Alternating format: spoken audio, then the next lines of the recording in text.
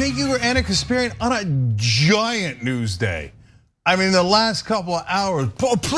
No.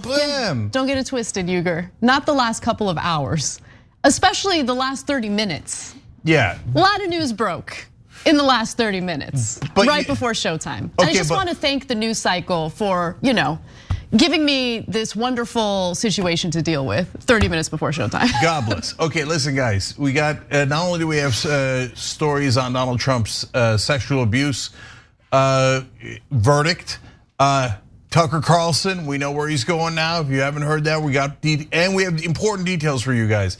And Tucker begins the war against Fox. That just broke as well. Let alone the story on George Santos that just broke. They call them dumps. It's a massive news dump, and it happened right before we got started. But we're ready. We're cleansed and we're ready. Okay. Oh my God. Okay. So we're quoting Trump. We're quoting Trump. Okay. Here we go. Let's do it. Well, why don't we begin with a big verdict when it comes to Donald Trump? The verdict right now is on the question of whether or not Mr. Trump raped E. Jean Carroll. The jury has found him, has said no. But on the question of whether or not she was sexually abused by the former president and whether or not he forcibly touched her, the jury has come back and said yes. They have found him liable for sexually abusing and forcibly touching E. Jean Carroll back in 1996.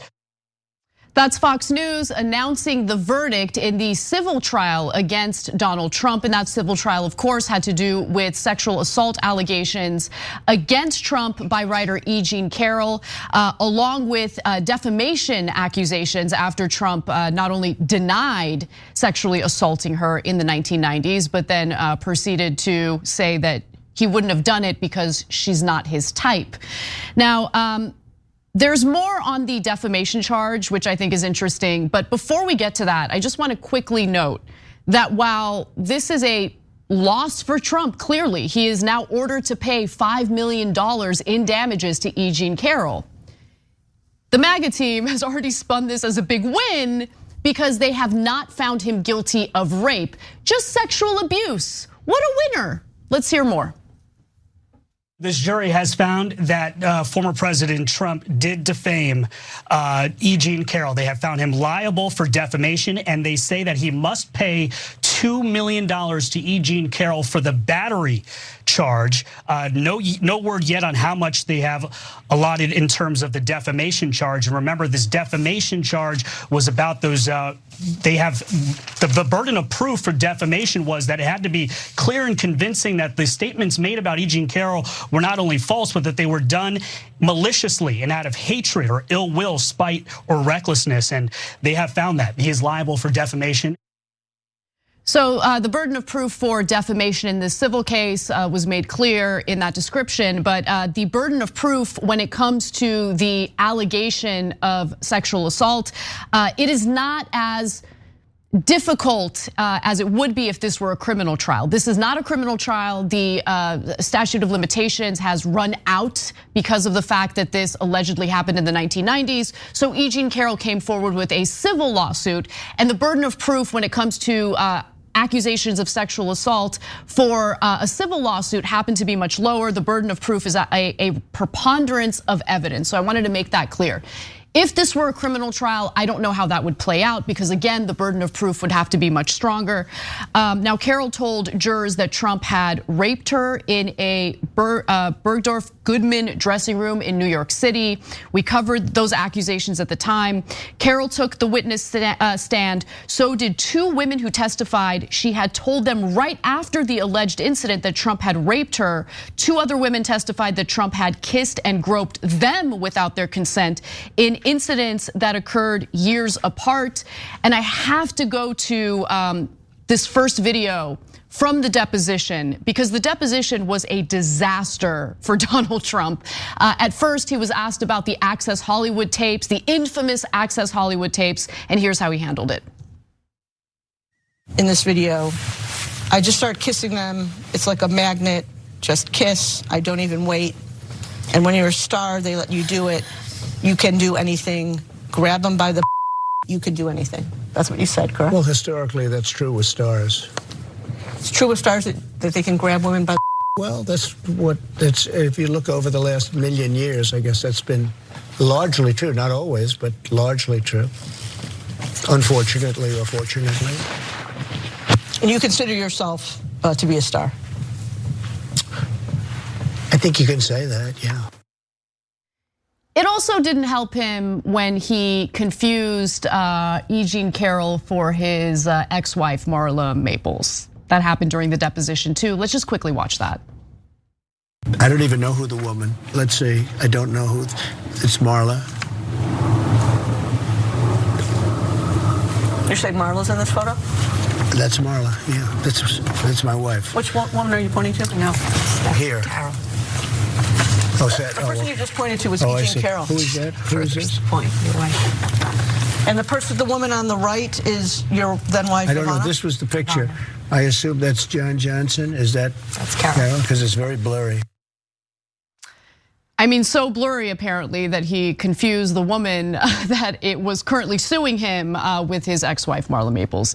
Absolute insanity.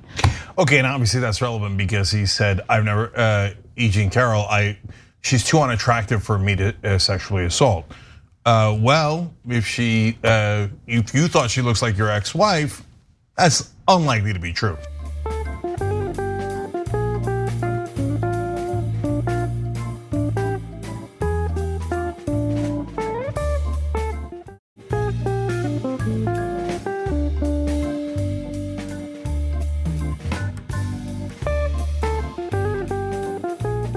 Well, look, guys, here's the major story here. Number one, whenever Donald Trump goes to court, he loses. He never has any evidence. He's a pathological liar. And in court, it's not a matter of marketing and PR, which is his expertise. And you can't get your cult to come with you and vote inside the jury room. No, you have to present evidence. And the only evidence they had was Trump's deposition. He refused to testify. Afterwards, he declared that it was unconstitutional how they silenced him. He could have gone and testified at any moment. He chose not to. Again, like with his audience, those lies work perfectly. They're like, I can't believe they silenced him, even though he chose not to testify, okay? They don't care, they don't care, they love it, they believe the lie. And by the way, a lot of them don't even know that it's a lie, okay? So some of them know and think, awesome, we're the best liars, right? So of course he loses in court. Trump loses in court every time. But did he, Cenk? Did he? Because they didn't find him guilty of rape. They just found him guilty of sexual battery. Yeah, so Anna's right. I'm being sarcastic, by the way. Sexual battery is very bad. But the fact that of course. But actually, but that's our point. It's not, of course, to the right wing. If you go on social media right now, they're bragging. They're like, yeah, that's right. Didn't get him on rape. He only sexually abused her and lied about it all this time and tried to smear her and ruin her. Attaboy! Really? So guys, this is why we're at such a critical juncture in our history, and it's so hard for us to understand one another because our side, we view to be the rational, logical side, and we prove it in court every time when things are based on evidence, right? Goes, that's a monster bragging about sexual abuse and going, maybe it's fortunate that stars can sexually assault people, right? The other side looks at it and goes, A, I don't believe anything bad said about my cult leader / prophet. B, I don't care. I don't care that he sexually abused her. I don't care that he lied about it. I don't care that he lost. I don't care that he's a pathological liar. All I care is he hates the same people I hate. And by the way, I'm super mad at the system, the government, the elites, establishment, and this guy says he's against them. I'm signing up. I don't care what happens. So look, guys, the one thing that is absolutely clear is that all this talk in mainstream media about, oh my God, the Republican voters, once they find out, boy, those Republicans in the suburbs are gonna turn. They're not going to turn. They don't care. Stop pretending that they care. Stop pretending like it's gonna make a difference. So yes, he of course did the sexual assault, and of course he lost. And now he's gonna have to pay $5 million. I don't even know if he has $5 million. He's of course lying about how rich he is. So, but I haven't seen it move one single Republican voter, at least in social media. No, I mean, I don't think that Trump's character flaws, and we've seen the entirety of the media establishment, corporate media, hyper focus on Trump's character flaws as a way of persuading Republican voters to abandon him. That has not worked. I think there's some value in pointing those things out when it comes to some of the independent voters who sometimes lean closer to the right, sometimes lean closer to the left. You never know how they're gonna vote, right? They're swing voters. But with that said, I mean, I think the problem and what's missing from that equation is, for Republicans, it's like, okay, so Trump does these terrible things, right? Some of them don't mind the terrible things. I wanna be clear about that. Some of them might not like the terrible things, but they're willing to overlook it because what do the Democrats give them as an alternative option, right? Yeah. Joe Biden?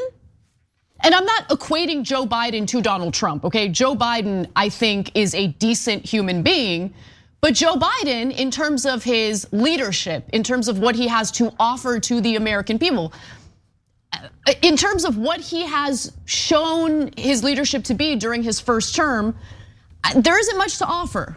Right? And I think that is part of the problem that gets left out of the equation, certainly for corporate media outlets like MSNBC.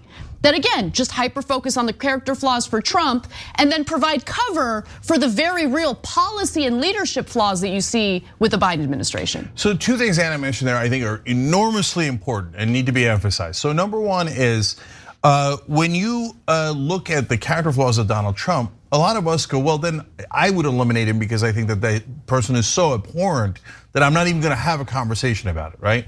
But a lot of voters, right or wrong, say, yes, but how does it affect my life? That's exactly right. Okay, and so when you say, hey, Joe Biden's a good guy who, has these certain personality characteristics, etc.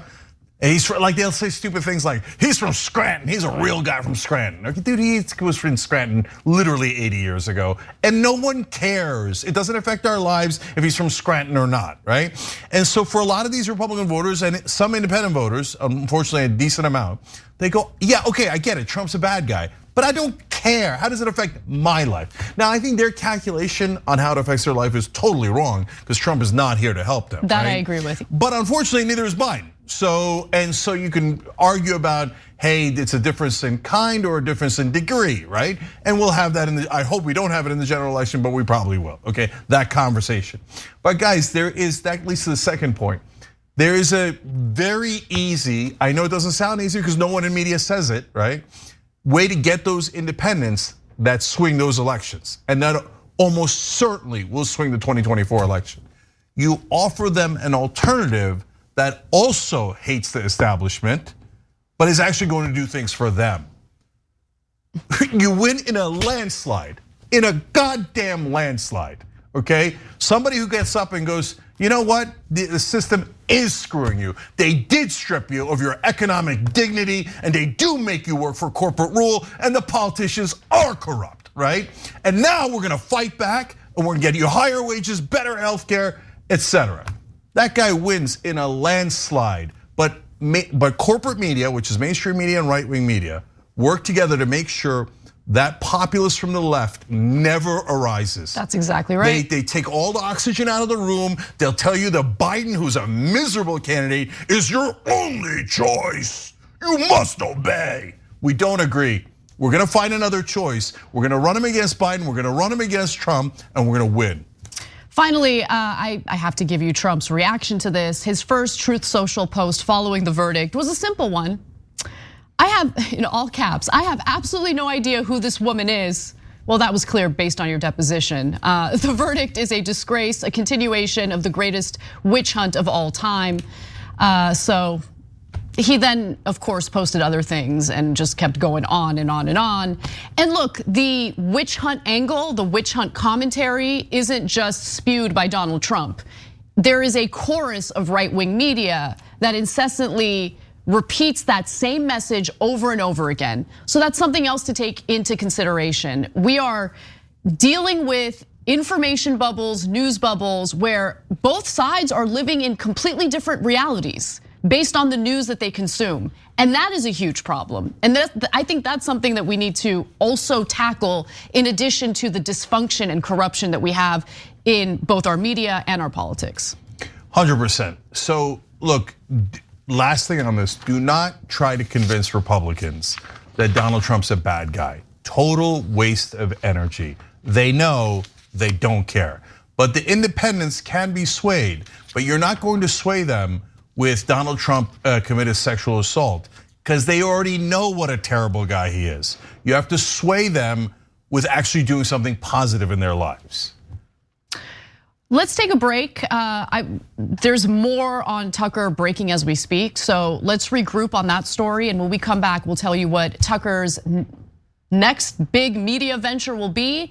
And we'll also tell you about how the Justice Department has gone after and filed criminal charges against George Santos, the freshman Republican lawmaker. And now that Tucker has landed, the ego has landed, his war against Fox has commenced, and there's amazing details about that too. So stay right here, we'll be right back.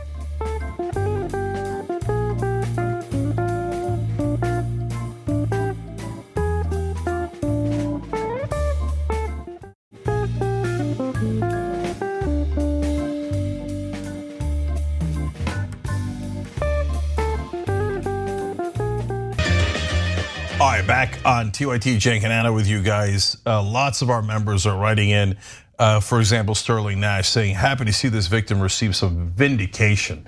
And I do want to emphasize that E. Jean Carroll with excellent vindication in this court case that found Trump guilty of the sexual assault against her and the defamation. And I appreciate all the members bringing that up. You too can become a member by hitting the join button below the video on YouTube or going to tyt.com/join. We can't do the show without the members. You guys make us stronger, allow us to do honest reporting. Casper. Big story involving Tucker Carlson. Let's do it. Starting soon, we'll be bringing a new version of the show we've been doing for the last 6.5 years to Twitter. We'll be bringing some other things too, which we'll tell you about. But for now, we're just grateful to be here. Free speech is the main right that you have. Without it, you have no others. See you soon. A mere 2 weeks after Tucker Carlson was fired from Fox News, he announced that he will be doing a version of his Fox News show on Twitter of all places. But this story, which is currently developing as we speak, just keeps getting more interesting because it turns out that Tucker is also taking legal action against Fox News, accusing them of fraud and breach of contract. Now we'll get into more details on that in just a moment, but before we do, why don't we dive into the video that he posted on Twitter, making this big announcement about what his next media venture will be. Let's watch. Hey, it's Tucker Carlson. You often hear people say the news is full of lies, but most of the time that's not exactly right. Much of what you see on television or read the New York Times is in fact true in the literal sense. It could pass one of the media's own fact checks. Lawyers would be willing to sign off on it. In fact, they may have. But that doesn't make it true. It's not true. At the most basic level, the news you consume is a lie of the stealthiest and most insidious kind. Facts have been withheld on purpose, along with proportion and perspective. You are being manipulated. How does that work? Let's see. If I tell you that a man has been unjustly arrested for armed robbery, that is not, strictly speaking, a lie. He may have been framed. At this point, there's been no trial, so no one can really say. But if I don't mention the fact that the same man has been arrested for the same crime 6 times before, am I really informing you? No, I'm not. I'm misleading you. And that's what the news media are doing in every story that matters, every day of the week, every week of the year. So there you have it. The man who misled his audience and literally lied to them because he knew that they wanted to hear certain things is now saying that he is a warrior for truth and free speech. Fascinating stuff there, Cenk. No, but the great irony here and what's frustrating to me is that all the things that he just said in that particular clip are absolutely true. They are. In fact, the first 2/3 of his video until he gets to Twitter are true. He tells you what we tell you all the time. In fact, he's almost copying us, almost word for word, in what our criticism of mainstream media, and by the way, Fox News and the rest of corporate media is. The problem is, he's the biggest liar on TV. We have the text, absolutely positively proving it. So this guy's a master manipulator. He tells you something that at its core that is true, and then uses it to lie to you. It's amazing. He's a master propagandist, but there's more video and more discussion of what he's gonna do next. So while he talks about the importance of speaking freely, he implies pretty heavily in this video that he was unable to speak his mind or speak freely while he was at Fox. What's it like to work in a system like that? After more than 30 years in the middle of it, we could tell you stories. The best you can hope for in the news business at this point is the freedom to tell the fullest truth that you can. But there are always limits. And you know that if you bump up against those limits often enough, you will be fired for it. That's not a guess, it's guaranteed. Every person who works in English language media understands that. The rule of what you can't say defines everything. It's filthy, really, and it's utterly corrupting. So I have a lot to say about that because fact of the matter is, regardless of where you work, whether it's pressure from your employer or pressure from your audience, the ability to speak freely in this country right now is it's incredibly difficult to do. Let's just keep it real, right? In his case, I mean, it seems like he's making an accusation against Fox News, but let's also remember, Cenk, that he felt that he needed to lie to the audience about the election being stolen from Donald Trump because he knew that was exactly what they wanted to hear.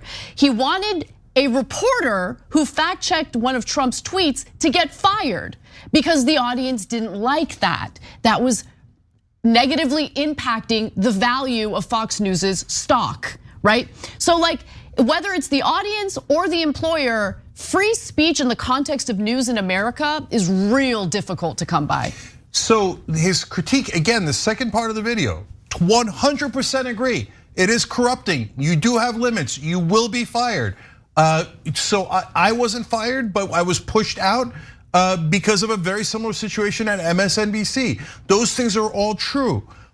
But then if all you did, the great irony, guys, is if all you did was watch that video, you would have the same problem that he explained in the first part that we showed you. You just hear about the guy who got arrested once and you wouldn't hear the rest of the story. You wouldn't hear that he got arrested 6 times. You wouldn't hear the full context. So if you just see that video, you go, well, that does sound true about American media. But the full context is, this guy is patient zero. Absolutely. He did it, he told those lies on CNN, MSNBC, and Fox News. He's the one guy that was on every cable station and told a different lie at each cable station he went to. Isn't that amazing? And at Fox News, it's definitive. We have the text saying, I hate Donald Trump. He's a monster, he's a destroyer. He's a demonic force. He's a demonic force. And then he goes on air and goes, Donald Trump, the one guy who's great and telling you the truth. What a preposterous, gigantic liar, trying to take on the mantle of something that is true about the media. It is, but to be fair to him, it is a brilliant deception for him to do the very thing he's complaining about within that video. Amazing. Right, and to take the mantle of fierce truth teller who wants to speak his mind. Now let's get to the part of the video where he makes the big announcement about his partnership with Twitter.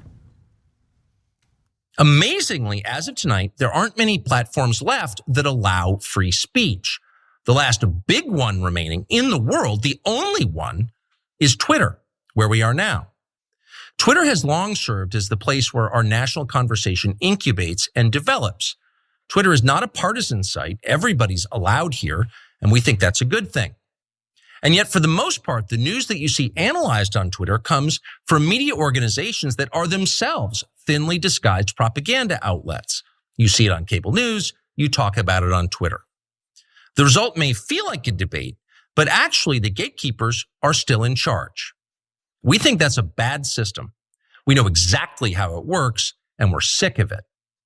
Starting soon, we'll be bringing a new version of the show we've been doing for the last 6.5 years to Twitter.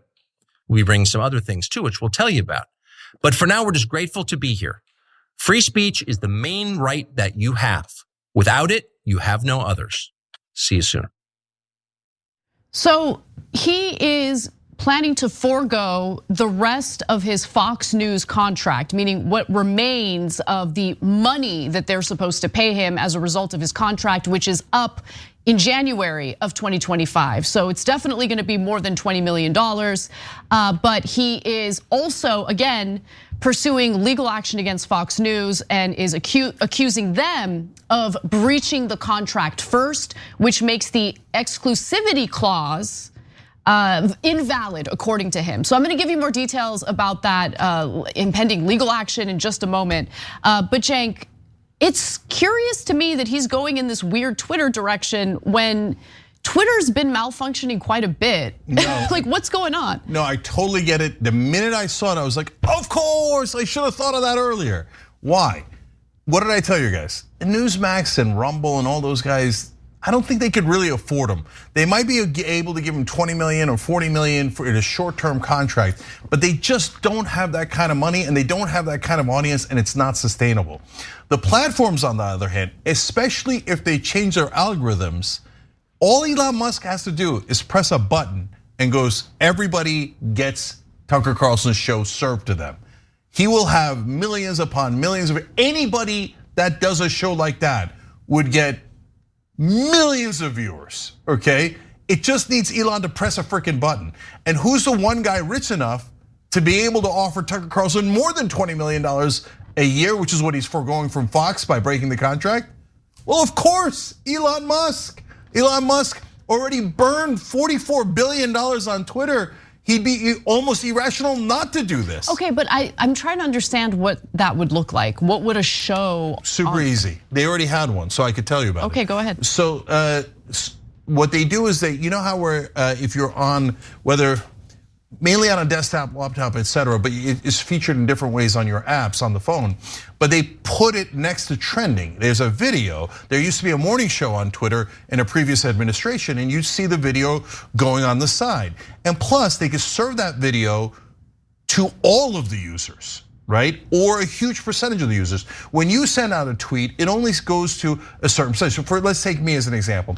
I've roughly 500,000 followers, right? But when I send a tweet, it doesn't go to all of them. Yeah, it only goes to people who hate follow Cenk for some reason. Yeah, that's what it seems like. But every platform has an algorithm where they say, hey, it goes to 12% of your audience, 10%, 8%. Now Facebook, it only goes to a small percentage, and you could purchase the ability to send it to more of your own audience, your own followers, okay? So, but all they have to do is change the algorithm and say, for this particular video, send it to everyone. Now, all of a sudden, hundreds of millions of people are gonna get it. And that is incredibly powerful. None of the other platforms have chosen to do that. And look, I've talked about this in the past. I think YouTube, Facebook, etc., they keep their Ferraris in the garage, especially YouTube. I don't know why they don't unleash them, but they don't. Here, you think Elon Musk is going to have any kind of constraints? No, he's going to pay Tucker a lot of money, and then he's going to press that button, and he's going to send it to everyone. And so this is actually, look, our job is to be honest with you guys. I don't like Tucker, I don't like Elon, but this is probably a brilliant move. It's probably going to work spectacularly.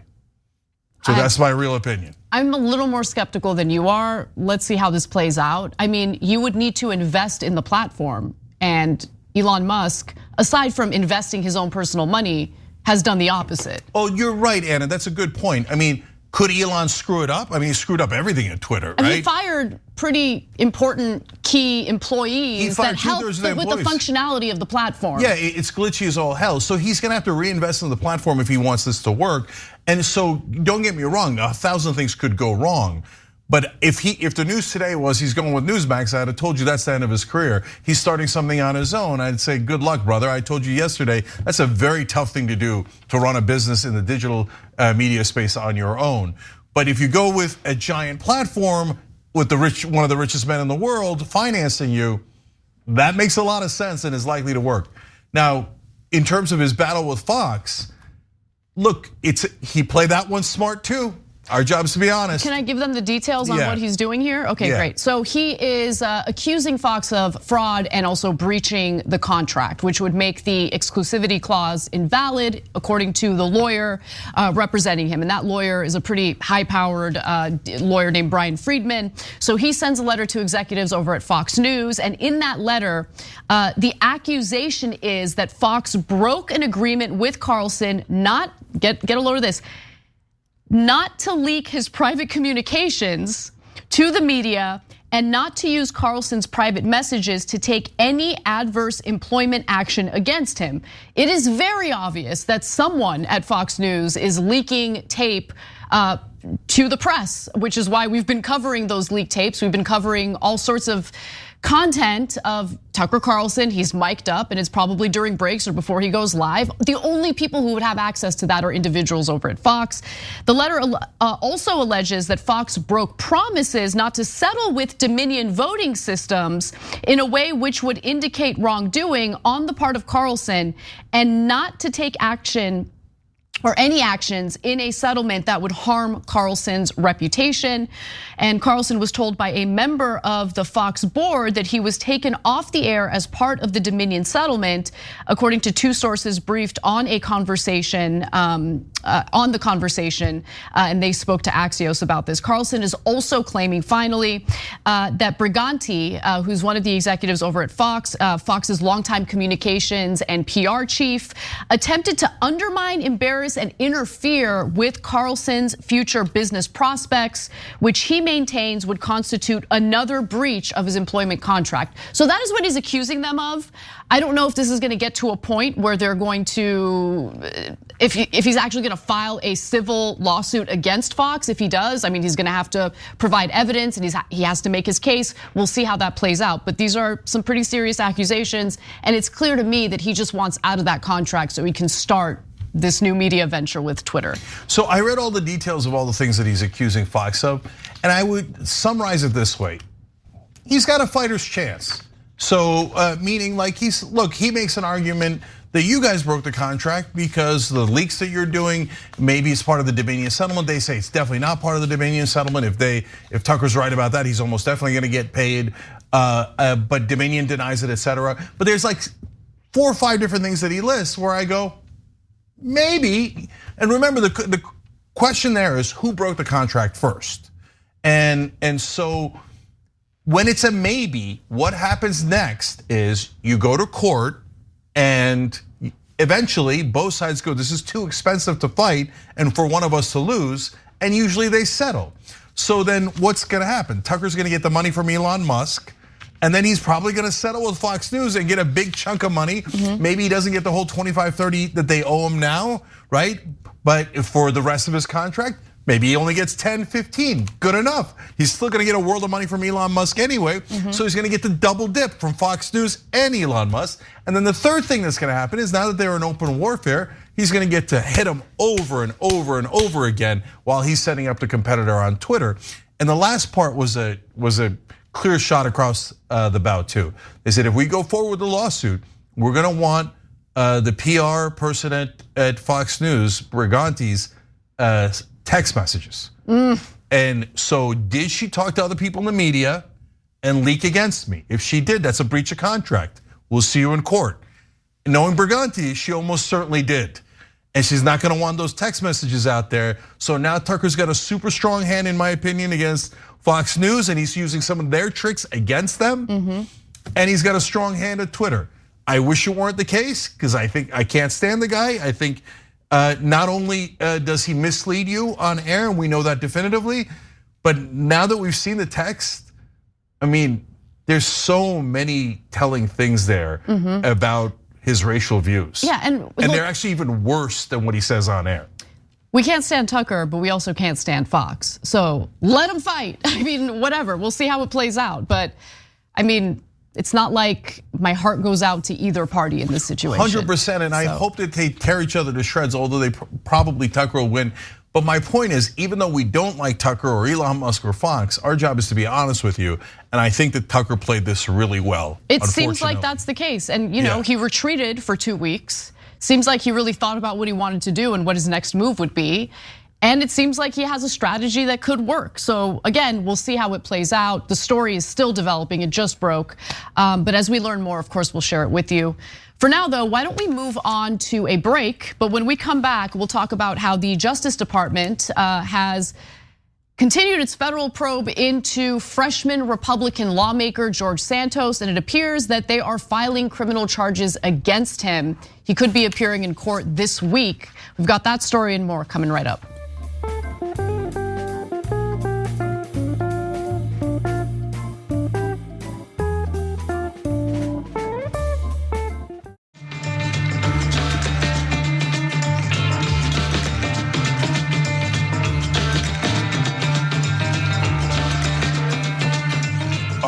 TYT, Cenk and Anna with you guys, and of course all the members.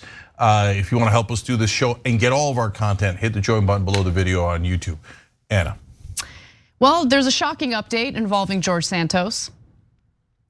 Federal prosecutors have officially filed criminal charges against freshman Republican Representative George Santos.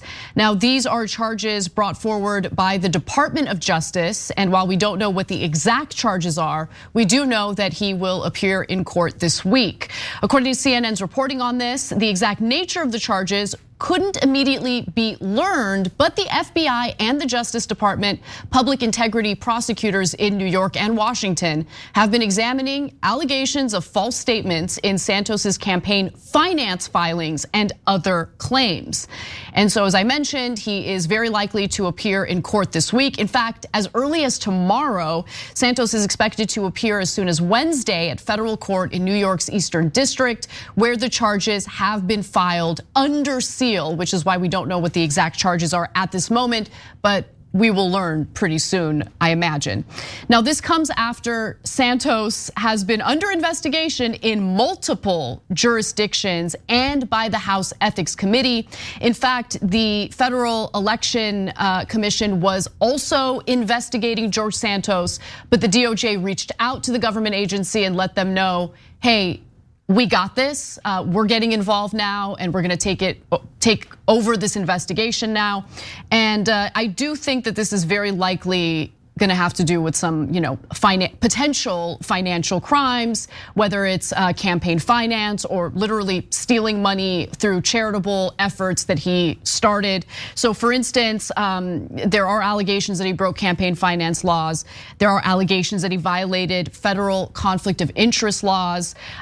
There have also been some accusations regarding his charitable organization. He had allegedly raised money for an Iraq War veteran's dog, and apparently that money never went to the veteran. That's what the accusation is. So there's a lot going on here. There's also the accusation that he was the mastermind behind a credit card fraud scheme. There's a lot to get into, but we'll see how this all plays out. And I'm glad that the Department of Justice is doing its job and going after this guy who very clearly loves to lie to people, but also potentially scam people. Okay, so lying as a politician is not a crime. It's the most protected thing in the world. Yeah, by the way, legally, constitutionally, and through the law, Anna's right. It is the most protected thing. Politicians are allowed to lie in Congress. They're allowed to lie on air. They're allowed to lie in their ads. They're allowed to lie nonstop, and they do. If you were gonna arrest politicians for lying, you'd have to arrest at least 500 out of the 535 people in Congress. And so now the mainstream media won't tell you that. They say those are beloved, honorable politicians. There's only a couple of them who lie, like George Santos and Donald Trump. No, that's not remotely true. Both Republicans and Democrats lie, and they lie in a massive way, okay? That's not the issue here. So the issue is you still are not allowed to break laws. And so what are the laws that are potential here? Again, that we don't have the leak for, we know that the case is coming, but they do not have the information on what the charges are. But we can easily speculate, as Anna began to do there. So first of all, when you run a scam charity, that's fraud. And if you did that and you're not part of the establishment or the elites or anything like that, you're definitely going to jail, okay? So Santos is in Congress now, but they've really kind of shunned him. So he doesn't have a big power base. So he's left a little bit exposed. So they can pursue fraud charges against him in a criminal fashion. Now remember, Donald Trump has already admitted to fraud and paid a giant civil settlement. He did that on a couple of fronts. He ran a fake charity and a fake university. And he had to admit that they were both fake and that he was basically just using it to steal people's money. And he paid giant settlements for it, but he didn't go to jail. Why? Because he was definitely part of the elites in the establishment. Even though he claims to be against the establishment, the fact that he's powerful protected him from going to jail. Santos does not have that kind of protection. So if he's convicted of a criminal fraud, probably he will go to jail, okay? So that's point number one. Point number two is campaign finance laws are real and necessary because look, we nearly legalized bribery because you could give literally over $100 million in campaign contributions, and they could funnel a lot of that money to their own properties, to their own businesses, as Donald Trump did. But you still can't just break those laws and take bribes or take ill-gotten money and put it into your own campaign, depending on the definition of ill-gotten, etc. Right? There are some laws, and you need those laws so that they don't do out-and-out bribery and go, forget the $100 million in campaign contributions. Here's $100 million in your pocket. Exactly. Okay. Right. So I would hope that Republicans who love the slogan "Drain the Swamp" would agree with us that that kind of corruption is unacceptable, right? So they must enforce those laws. Again, there's always a Donald Trump exception, because Republicans who generally hate corruption, the Republican voters, which I give them credit for, when it comes to Donald Trump, they go, no, he's allowed to break campaign finance laws. It's no big deal that he did that with Stormy Daniels, etc. But Santos does not get the exception, so he could be in significant trouble. In fact, in the past, there have been lawmakers, people who have been elected into office who broke campaign finance laws, were prosecuted and went to prison for it, right? I mean, I'm trying to remember specific examples, but it has happened. It's not unprecedented. And these are politicians who were considered far more, I guess, credible, far more powerful than George Santos is at this very moment. Yeah, there's a guy named James Traficant who broke a number of laws. I forget exactly if it was campaign finance or fraud or combination thereof. He went to prison. He ran from prison. The Duke Cunningham, a Republican from California, did massive fraud. Yep. He has one of my favorite stories. On his way to the press conference to cry that he found Jesus and regrets it, he took a laundry bag full of cash and threw it out of his car onto his wife's lawn. And then apparently on the drive from the laundry bag to the press conference, he found Jesus. Okay, so there's been crooks in Congress for a long, long time. George Santos comes from a rich tradition, okay? And my point about having his feet in both camps, he's credible these days because in the establishment's mind, because he's a congressman. But the rest of Congress rejects him and the rest of the establishment rejects him. So he's not quite credible. So there might be a compromise, because this is all about power, guys. It isn't about the truth, right? The compromise might be, okay, no, you can't run again, and you're driven out of Congress. But you did run a nice scam, and you did get one foot inside the establishment. So it's not like we're going to put you in prison like a regular person. So that might be the compromise here, but we're a long way away from there. So we'll see how this plays out. Kevin McCarthy was asked to comment about the criminal charges. And apparently he said that they will look into the charges before determining if he thinks Santos should be removed from Congress. Quote, "I'll look at the charges," the California Republican said. So. Okay, one last thing. The giant hypocrisy of the media. John McCain is one of the most famous people to be involved in campaign finance violations. He was part of a giant scam and he got caught. Okay, and it nearly ended his career. He was part of 5 Congress people who were caught in that scam where he was going to take money. That's why he later pretended to be a champion of getting money out of politics. Okay, because he actually was the guy who was involved in a scam to get money for his votes. Did he get the George Santos treatment from the media? He did not. He did not. Even though he has probably the most famous case. Why didn't he get that treatment? Because he loves wars, he loves tax cuts for the rich, he loves giving everything away to the powerful, or he did. And that's why to this day, if you speak ill of John McCain anywhere, the mainstream, forget the right wing, remember he's a Republican, the mainstream media will turn around and just rip your head off. How dare you? John McCain is holy. So understand the hypocrisy here as they pile on George Santos, but leave all their corrupt buddies alone.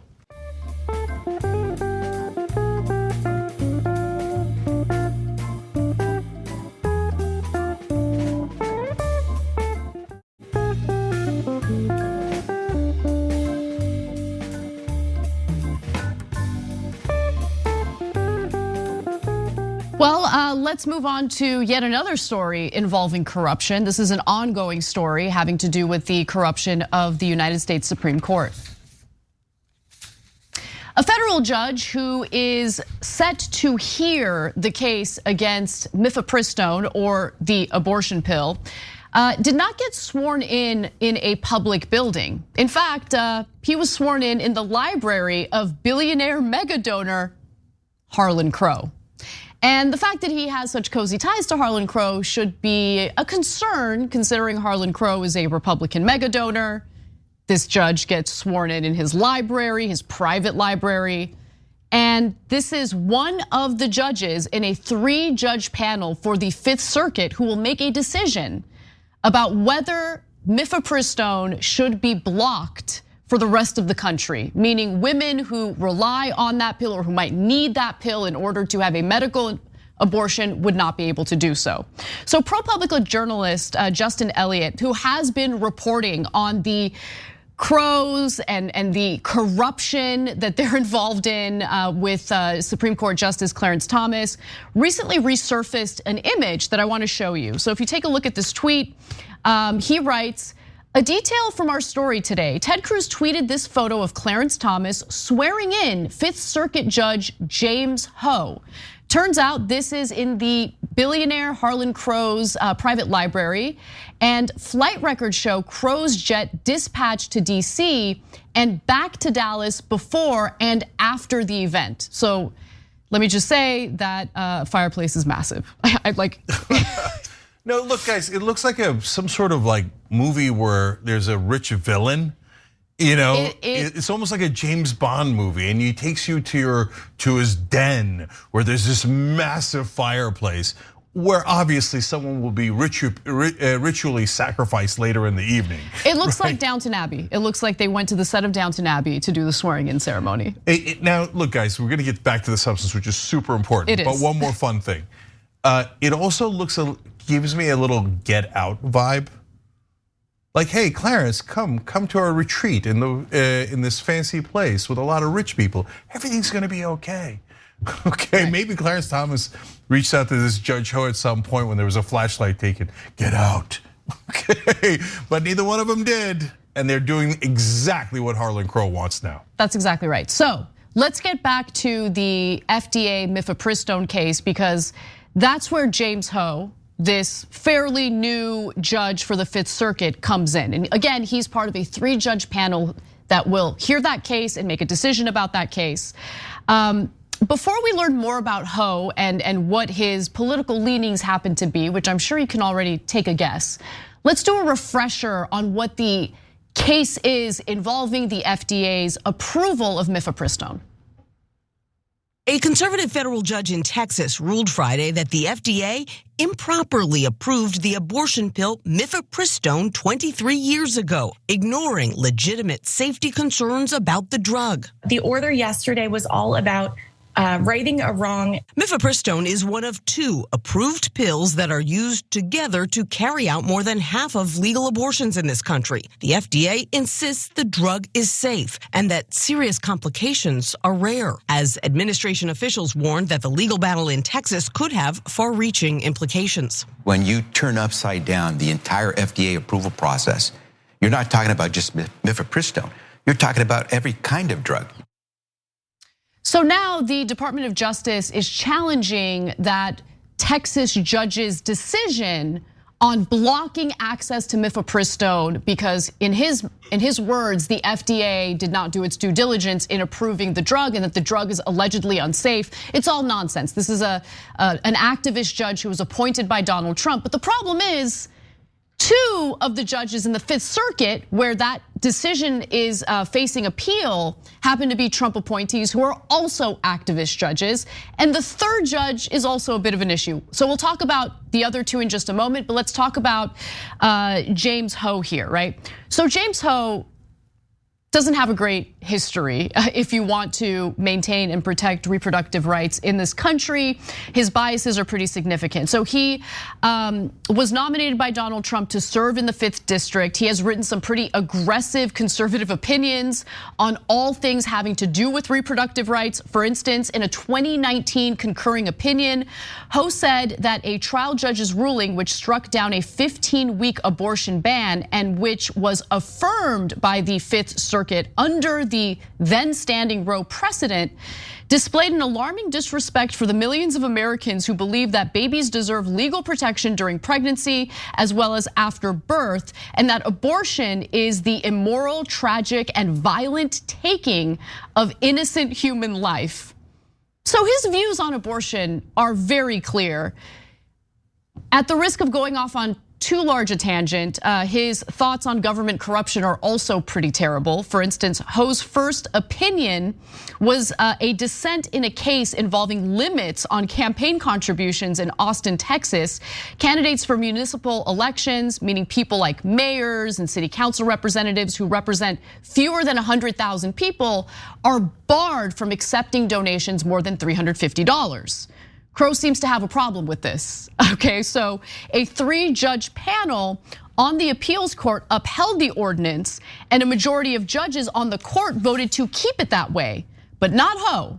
Ho took a different approach, penning a 13-page dissent arguing the full court should hear the dispute. Ho said the contribution limit violated the First Amendment. So he's one of these guys who believes in unlimited campaign donations in all elections, including local elections in places like Dallas. I'm sorry, Austin, Texas. So understand how important that is, because that's exactly what allows Harlan Crow to buy all the politicians.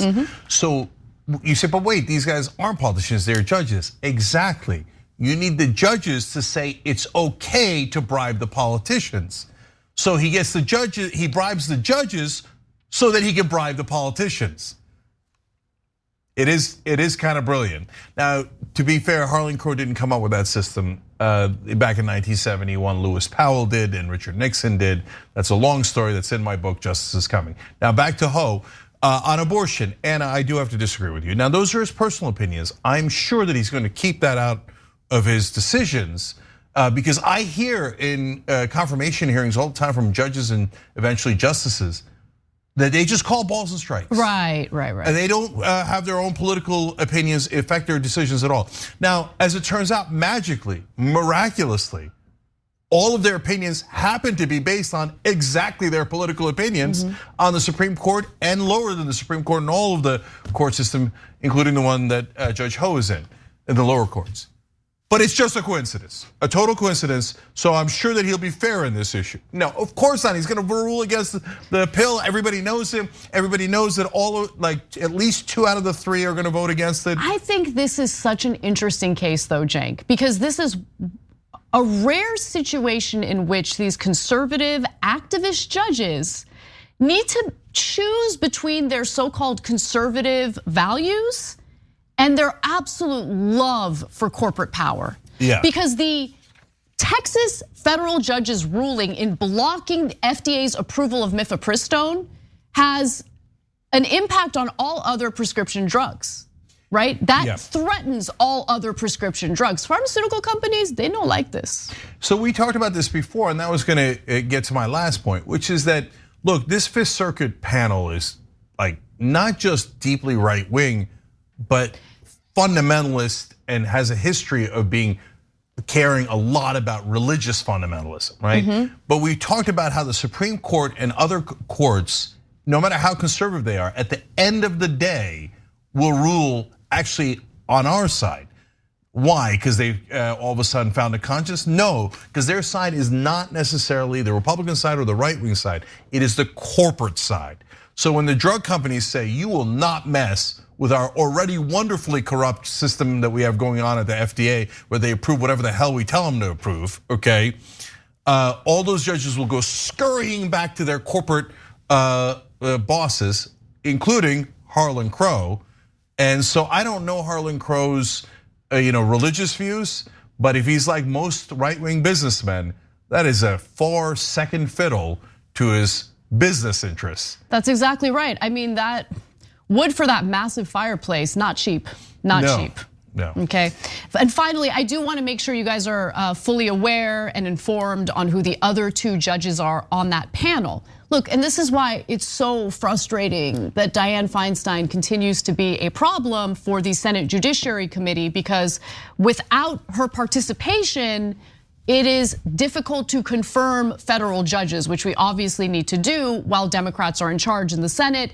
And we have, of course, Biden appointing federal judges. With that said, though, here's what the Fifth Circuit looks like. You have James Ho And then you have this. The other two judges on the panel are Trump appointee Corey Wilson, who voted for a 6-week abortion ban as a Mississippi state lawmaker, and George W. Bush appointee, or nominee, I should say, Jennifer Elrod, who said Obamacare was a fraud on the American people. So they're very conservative judges, and conservative judges are, I think all judges happen to be activist judges. Let's keep it real. Yeah. Like let's stop lying to ourselves. So this isn't a comment specifically for right-wing judges. Judges are activist judges. They have biases just like anyone else. But in this case, this particular court, the Fifth Circuit, is deeply conservative and very likely will uphold the Texas judge's decision on the FDA. We'll see. We'll see how it plays out. So look, especially the last two wrinkles here, especially in cases where evidence is not that important. You're talking about judicial philosophy as opposed to like a whodunit, did this happen or did that happen? So even with Trump appointees, when they were given the 60 some odd cases that Trump and his allies brought after the 2020 election, the judges were forced to say, yes, but where's your evidence? Like, this is a courtroom, you have to present exhibits and evidence, and we're super happy to hear it. So where's the evidence of fraud? And Giuliani and the other lawyers said on the record, we have no evidence, right? And so that's why Trump can lose those cases. But when it comes to a question of, can a judge overrule the FDA? Well, that's just a judicial question, and they can go any direction they like with that. Then they will choose whatever they want. This court happens to be this particular Fifth Circuit panel happens to be such religious fundamentalists. Based on their history, it would be surprising if they didn't rule against the abortion pill. But like I told you, at the end of the day, the corporate goons are the ones in charge. And Anna's absolutely right. Roe v. Wade, if you're my real opinion, and what I've said all throughout these 21 years we've been on the air in the Young Turks, even though I think Roe was an excellent piece of legislation. Unfortunately, it wasn't legislation, and I think that it was activist judges that said yes to Roe. Okay, from the left. Having said that, Citizens United is activist judges from the right that legalized bribery, and they did it in other cases as well. That's the heart of my book, and that's the #1 problem, which is that activists, in fact, the right wing came up with the idea of activist judges to take over the court so that they could institute corporate rule. And that's a literal memo, and like I said, I write about it in Justice is Coming. Yeah, I mean, that's the whole reason why the Federalist Society exists. That's the whole point. We gotta take a break. When we come back, Tucker makes another appearance in our show, this time with more emails and text messages that give you a sense of just how dysfunctional things were at Fox. That and more coming up, don't miss it. Thanks for listening to the full episode of The Young Turks. Support our work, listen ad-free, access members-only bonus content, and more by subscribing to Apple Podcasts at apple.co/TYT. I'm your host, Cenk, and I'll see you soon.